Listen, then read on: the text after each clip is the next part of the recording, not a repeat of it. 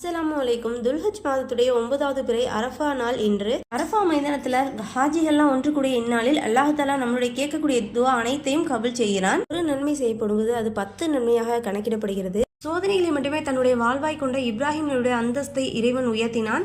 தன்னுடைய உற்ற தோழனாக இறைவன் அவர்களை ஆக்கி கொண்டான். இன்னும் ஹாஜிரா அன்னையுடைய தியாகத்தையும் நம்ம தெரிஞ்சுக்கணும் அப்படின்றத பொறுத்து தான் நம்மளுடைய இந்த பக்ரீத் உள்ளடக்கி இருக்கிறது. இன்னைக்கு லீவு அப்படின்றதுனால எங்கள் வீட்டில் குழந்தைங்கள்லேருந்து எல்லாருமே நோன்பு வச்சாச்சு. அரஃபா நோன்பு அல்ஹம்துலில்லாஹ் எல்லாரும் நல்லபடியாக இருந்ததை கொண்டு வச்சு சிறப்பாக முடிச்சாச்சு.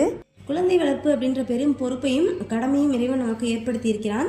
சமூகத்தில் எப்படி நம்ம அவங்கள விட்டுட்டு போக போகிறோம் அப்படின்றது நம்மளுடைய வாழ்வை பொறுத்து தான் இருக்கு. நம்ம நேர்வழி அணிஞ்சிட்டோம் அப்படின்னாவே போதும், நம்ம தான் பெரிய ஒரு ரோல் மாடலாக இருக்கும் நம்ம குழந்தைங்களுக்கு. இன்ஷா அல்லாஹ் நம்ம விட்டு சென்ற சொத்துக்கள்ல நம்மளுக்காக துவா செய்யக்கூடிய சாலிகான குழந்தைகளாக நம்ம குழந்தைகளை ஆக்கி வைக்கணும். இந்த வருடம் ஹஜ் செய்யக்கூடிய மக்களின் ஹஜ்ஜை அல்லாஹ் தஆலா ஒப்புக்கொள்வானாக, அங்கீகரித்துக் கொள்வானாக. ஆமீன். அஸ்ஸலாமு அலைக்கும்.